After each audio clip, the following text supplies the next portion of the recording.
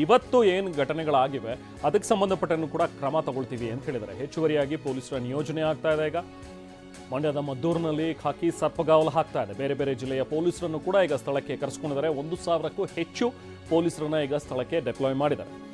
ಅಕ್ಕಪಕ್ಕದ ಜಿಲ್ಲೆಗಳು ಮಂಡ್ಯ, ಬೆಂಗಳೂರು, ಮೈಸೂರು, ಹಾಸನ, ರಾಮನಗರ, ಚಾಮರಾಜನಗರ ಇಲ್ಲೆಲ್ಲ ಕಡೆಯಿಂದಲೂ ಕೂಡ ಹೆಚ್ಚುವರಿ ಫೋರ್ಸನ್ನ ಈಗ ಕರೆಸ್ಕೊಂಡಿದ್ದಾರೆ. ಹೆಚ್ಚುವರಿ ಪೊಲೀಸರನ್ನ ಈಗ ಕರೆಸ್ಕೊಂಡು ಮುನ್ನೆಚ್ಚರಿಕೆ ಕ್ರಮವಾಗಿ ಬಿಗಿ ಬಂದೋಬಸ್ತನ್ನು ಕೈಗೊಂಡಿದ್ದಾರೆ.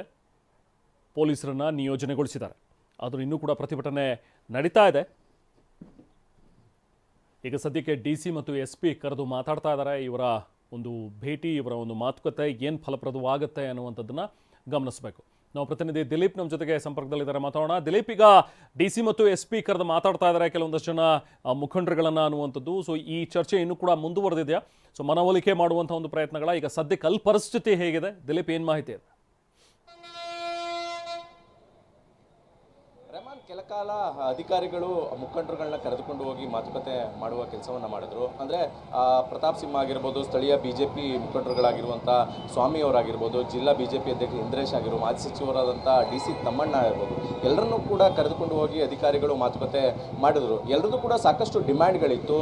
ಏನು ಮಸೀದಿಯನ್ನು ಮುಚ್ಚಿಸಬೇಕು ಅಂದರೆ ಆ ಕಲ್ಲು ತೂರಾಟ ಆದಂಥ ಸ್ಥಳ ಏನಿದೆ ಮಸೀದಿ, ಆ ಒಂದು ಮಸೀದಿಗೆ ಬೀಗ ಹಾಕಿಸ್ಬೇಕು, ಜೊತೆಗೆ ಲಾಠಿ ಚಾರ್ಜ್ ಮಾಡಿದಂಥ ಪೊಲೀಸರು ಕೂಡ ಸಸ್ಪೆಂಡ್ ಮಾಡಬೇಕು, ಜೊತೆಗೆ ಯಾರೆಲ್ಲ ಈ ಒಂದು ಘಟನೆಯಲ್ಲಿ ಭಾಗಿಯಾಗಿದ್ರು ಎಲ್ಲರಿಗೂ ಕೂಡ ತಕ್ಕ ಶಿಕ್ಷೆ ಆಗಬೇಕು ಅನ್ನುವಂಥ ನಿಟ್ಟಿನಲ್ಲಿ ಒಂದಷ್ಟು ಡಿಮ್ಯಾಂಡ್ಗಳನ್ನು ಇಟ್ಟಿದ್ರು. ಆ ಒಂದು ಡಿಮ್ಯಾಂಡ್ಗಳನ್ನ ಪೂರೈಸಿದ್ರೆ ಮಾತ್ರ ನಾವು ಪ್ರತಿಭಟನೆ ಕೈ ಬಿಡ್ತೇವೆ, ಇಲ್ಲದಿದ್ದರೆ ಪ್ರತಿಭಟನೆಯನ್ನು ಮುಂದುವರಿಸ್ತೇವೆ ಅನ್ನುವಂಥ ಎಚ್ಚರಿಕೆಯನ್ನು ಕೂಡ ಸ್ಥಳೀಯ ಮುಖಂಡರು ಕೊಟ್ಟಿದ್ರು. ಈಗ ಸದ್ಯಕ್ಕೆ ನಿಖಿಲ್ ಕುಮಾರಸ್ವಾಮಿ ಅವರು ಕೂಡ ಪ್ರತಿಭಟನೆಯಲ್ಲಿ ಭಾಗಿಯಾಗಿದ್ದಾರೆ. ಪ್ರತಿಭಟನೆಯಲ್ಲಿ ಭಾಗಿಯಾಗಿ ಅವರು ಕೂಡ ಭಾಷಣವನ್ನು ಮಾಡ್ತಾ ಇದ್ದಾರೆ. ಈಗ ಎಲ್ಲರೂ ಯಾವ ನಿರ್ಧಾರಕ್ಕೆ ಬರ್ತಾರೆ, ಒಂದು ವೇಳೆ ಅಧಿಕಾರಿಗಳು ಯಾವ ಉತ್ತರವನ್ನು ಕೊಡ್ತಾರೆ ಅದಕ್ಕೆ ಇವರು ಸಮಂಜಸವಾಗಿ ಇವರಿಗೆ ತೃಪ್ತಿ ಕೊಡುತ್ತಾ ಅಥವಾ ಅವ್ರಿಗೆ ತೃಪ್ತಿ ಇಲ್ಲದಿದ್ದರೆ ಮುಂದಿನ ಪ್ರತಿಭಟನೆಗಳೇನು ಎಲ್ಲವೂ ಕೂಡ ನಿರ್ಧಾರ ಆಗುತ್ತೆ.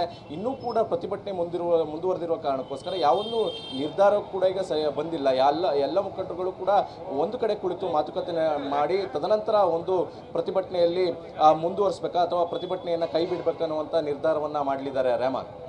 ಹಾಗೆ ನಾಳೆ ಮದ್ದೂರು ಬಂದ್ ಮಾಡಬೇಕು ಅನ್ನುವಂಥದ್ರ ಬಗ್ಗೆನೂ ಕೂಡ ಇರುವಂತಹ ಸೂಚನೆಗಳು, ಆ ಚಿಂತನೆಗಳು, ಅದು ಕೂಡ ಏನಾದರೂ ಆಗಿದೆಯಾ ಡಿಸೈಡು? ಜೊತೆಗೆ ಹೇಗಿರಬೇಕು ಮುಂದಿನ ಒಂದು ಹೋರಾಟದ ರೂಪರೇಷೆ? ಈಗ ಸದ್ಯಕ್ಕೆ ಹೆದ್ದಾರಿವರೆಗೂ ಕೂಡ ಮೆರವಣಿಗೆ ಮಾಡಬೇಕು ಅಂತ ಇದ್ರು. ನಾಳೆ ಸಾಮೂಹಿಕವಾಗಿ ಗಣೇಶ ವಿಸರ್ಜನೆ ಆಗುವಂಥ ಒಂದು ವಿಚಾರಕ್ಕೆ ಸಂಬಂಧಪಟ್ಟಂತೆ ಇದ್ರ ಬಗ್ಗೆ ಏನಾದರೂ ಕಾಂಕ್ರೀಟ್ ಆಗಿದೆಯಾ? ಈಗ ಸದ್ಯಕ್ಕೆ ಏನಾದರೂ ಮಾತುಕತೆಗಳು ನಡೆದಿದೆಯಾ ದಿಲೀಪ್?